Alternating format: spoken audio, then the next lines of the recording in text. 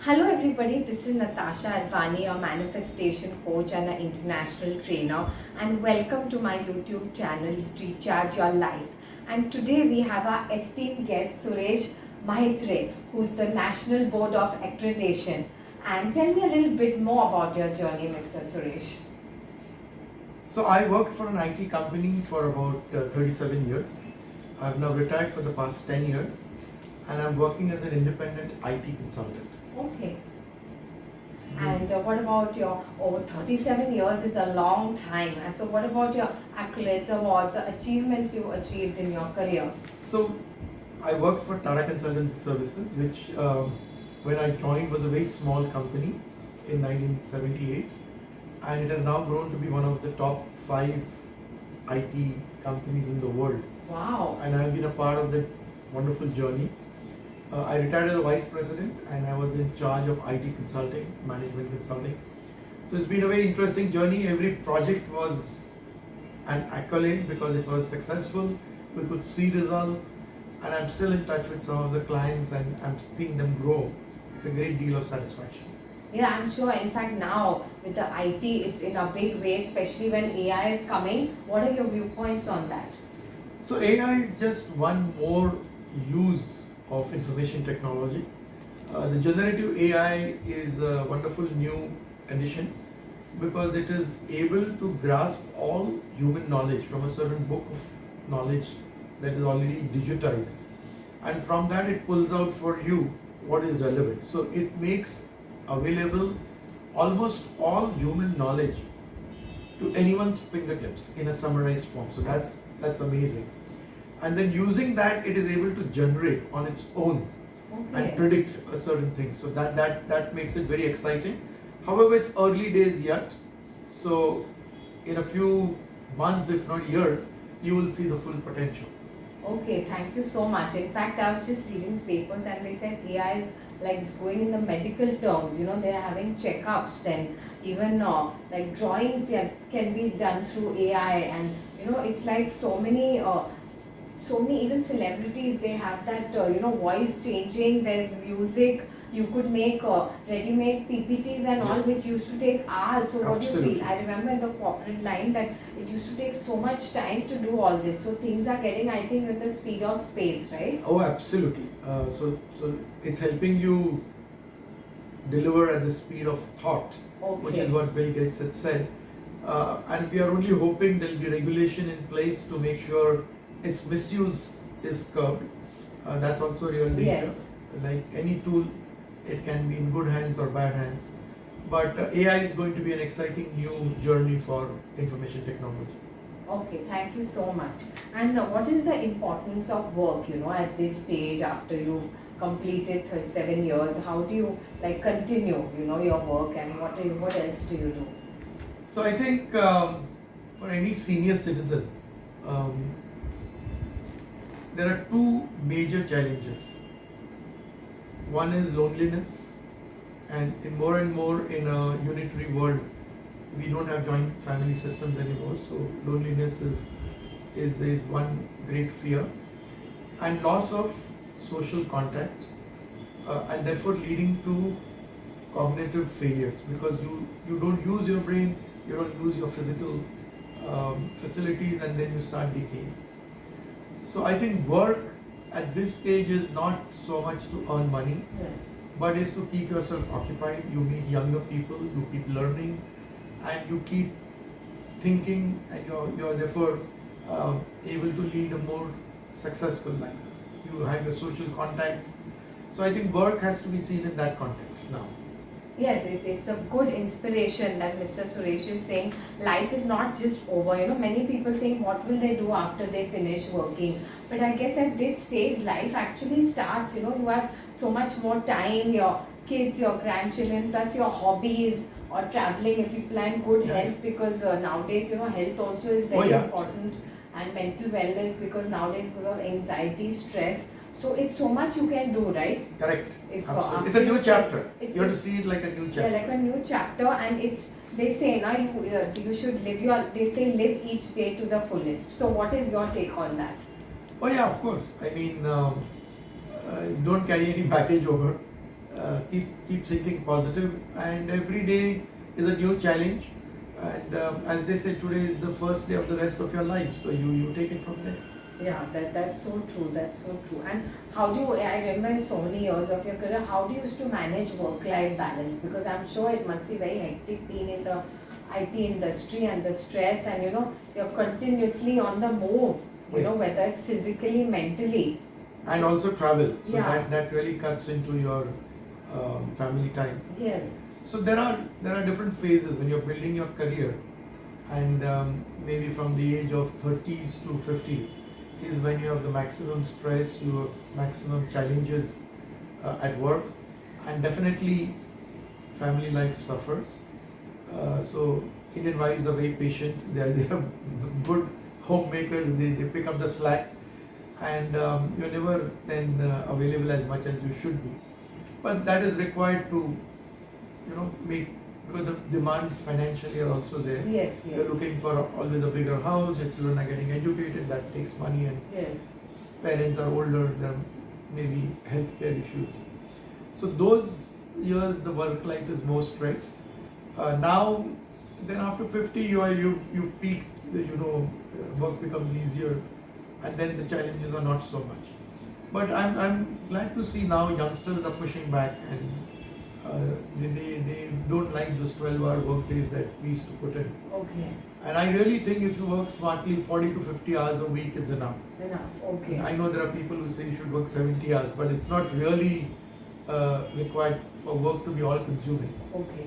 Yeah, it's very important to maintain a balance, because I had read this book and they say, what's the use of working so much when you're just going to head for a divorce, or because Correct. there has to be a balance. I know it's very important. I'm not saying to look after your family, children and all, but you have to have a very understanding partner, and you all have to be compatible, Right. mentally, and on the same page, because otherwise it can really be a difference. So awesome tip is given on work-life balance. And what are the, now since you're in the field of giving advice and all, what are the challenges you face with young people? Because it's quite a contrast, that, and you have seen over the 10 years it's been a humongous contrast in India with the technology coming in. I still remember we didn't have, at least I didn't have mobile phones when I was Sure, in college, of and course. we did, I didn't have laptops, just few years it has come, but in the past 10-15 years I have seen a major rise in India now. Oh yeah. And because India is no longer the third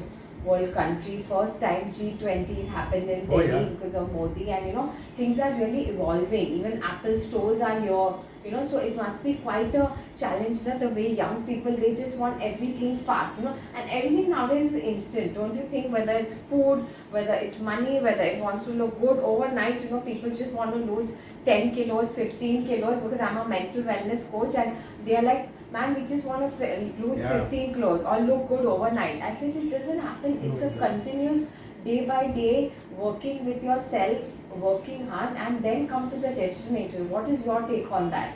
So working with young people is challenging because their aspirations are get everything very fast, get it now.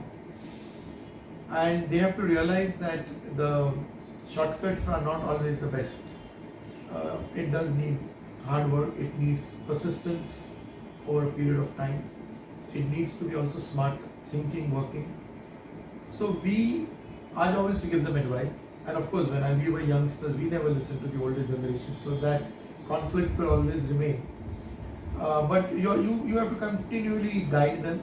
You can't really dictate to them. You have to discuss with them. You have to guide them, and you have to reason with them. And this happens even with my grandchildren. You can't give a fatwa and say, Yes. you won't do this. Huh, You have to talk it over with them and say why you can't do it. This is Have a how you nice can get hurt. discussion, yeah. This is what can happen. So it's how you come across to them, and sometimes they take your advice, sometimes they don't. You have to let them go. That's their journey. That's their way of learning. Yeah, I think this is very, very awesome what he said, and also I think get around the situation, explain them nicely. These are the pros and cons, and it could be a simple example of nowadays girls, they diet so much, they're intermittent fasting, where you don't eat for so long, and I was like, if you're hungry, you need to eat. You cannot There are deprive nutritional your- needs of the body which yeah, you need to yeah, meet. you have to have basic needs, so you have to explain them, but as he rightly said, explain them nicely, go around the situation, explain the discussion, these are the pros and cons, and then finally, Sure. I think let them do what's best for them. Okay, and so then and being in this career for so many years, how do you motivate teams? You must be having such a huge team, and then to have discussion, motivation, there must be a lot of, I see politics happen everywhere, and then when people say, oh, this person is so lucky, and there's so much of human fallacy, planning fallacy, cost fallacy. So how is to handle all that? I think motivation is your ability to align your company's goals with their individual goals. So you need to find out what makes each person tick. Some people want more technical challenges, some want fast growth, some want recognition, and so on and so forth. Each has a certain particular aspiration at that point of time which is very important and valid for them. It's your ability to blend that and align it with the goals of your group or the company or your group that you're heading that motivates them. So they know that while you're working for the overall goal of your group or that particular client, they are also in turn meeting their own needs. Maybe it's a new technology that they want to acquire or a new kind of project experience, a different leadership role. It means maybe more bonus if they achieve something. All that, when you start aligning, you find people start working and getting motivated themselves. Yeah, like incentives, bonuses. But I've heard like that, so because it's very important to align your core values with where you're working. Like some people would want, to be promotion. Some people will say, I would like to be more praised in the work. Yes. Some people will say, for me nothing makes a difference, it's about the money. So it's like Correct. dealing with their core values and discussions and segregating the teams accordingly, but not because everyone has their own way of what do you think success is. Like I have this awesome video, what does success mean to you? And for a grandmother, success would mean her children. Sure. For a grandfather it would be children. For maybe like for a youngster, for a 20-year old, say I want to be like Bill Gates or 𝓵𝓭𝓮, some celebrity. Oh, yeah. I want to make that much money. So it's different. Even age factors play an Very important big, very role, big. right? Because and again you should be on the same page. So there are different discussions which happen. So it's not easy, right, to deal with such a huge team. Constant communication, and in the end, people work for you if they know that you have their best interest at heart. So whenever they give you their setup and you realize what makes them tick and you talk it over, sometimes their goals are not very long term, they may be very short term, and you discuss with them, you negotiate that, and then you start aligning and say, look, because of I think you need this in your career and that's why I'm giving you this project. And they begin to realize that and they trust you. And if they know you're working and looking after their best interest, then they start working as a team.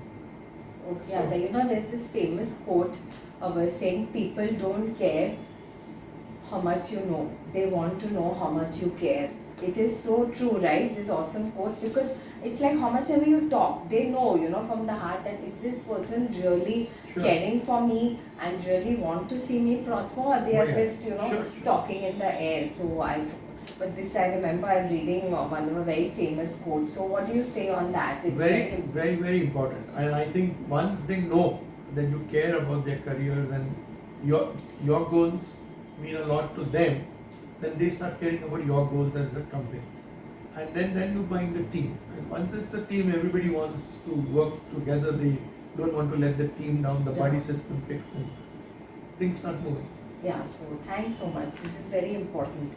And how do you deal with difficult customers and difficult clients? Because how it is now when you're dealing in the industry or anywhere, people will always want more.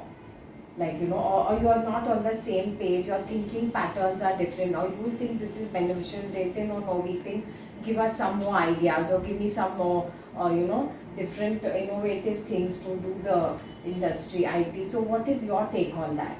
So difficult customers are when expectations of the customer and your expectations are not met. So if you go with the principle that you have taken on this project to make money and you need to create so much profit out of it, and the customer is expecting something really out of the ordinary and world class, which requires you to take an extra step, there will be a mismatch. Okay. And then that customer becomes difficult. Okay.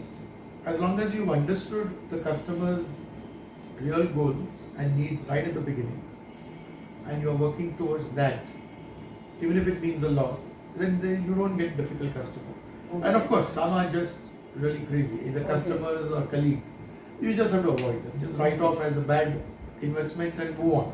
Okay. You can't, but that happens maybe couple of times in 100. Okay. It's really when your expectations and their expectations did not match to begin with. Okay. And then you have to realign, and ultimately if the customer is paying you, the customer is right. Yeah, they say, na, the customer is always right or the boss is always right.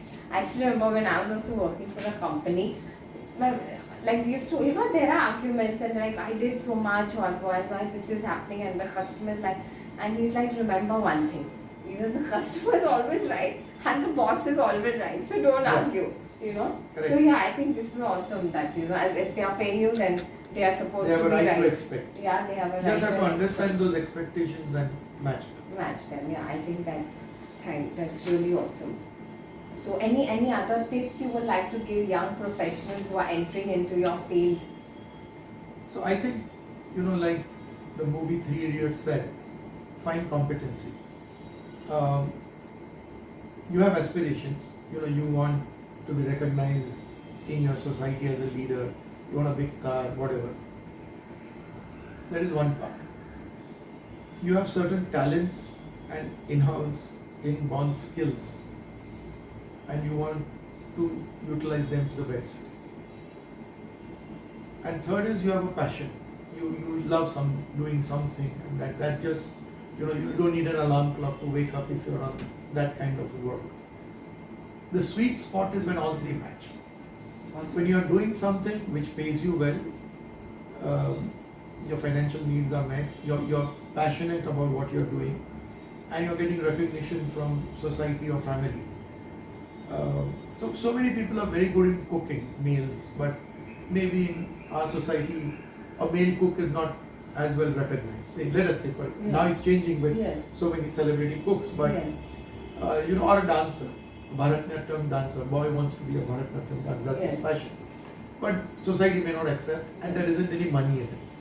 So you have to find the sweet spot where all three match. Yes. And I think young people have to discover this for themselves. Okay. That's part of their career. From the time you're in teens, you realize what you like doing, what are you good at, and what is acceptable to society. And try and find the sweet spot in between. I think that's what I would say is the main need of the young people today. Yeah, thank you so much. I think they were really awesome answers Mr. Suresh gave us. So thank you so much for giving your esteemed time to me. And I would like to close by saying that please we got awesome insights in this channel, but it's important to put your insights into action. So whatever Mr. Suresh said, I would like to see lovely comments below on how you took anything what he said into action. And hi everyone, I'm Natasha Advani. I'm a mental wellness and international trainer and best-selling author, and I don't close without a free gift to my audience. So please go to my website www.natashaadvani.com and download a free abundance meditation. And guess what? I have my book on my website and few pages are free, so you can download that. And thank you so much, as the best conversations happen in Natasha Advani YouTube channel. Thank you.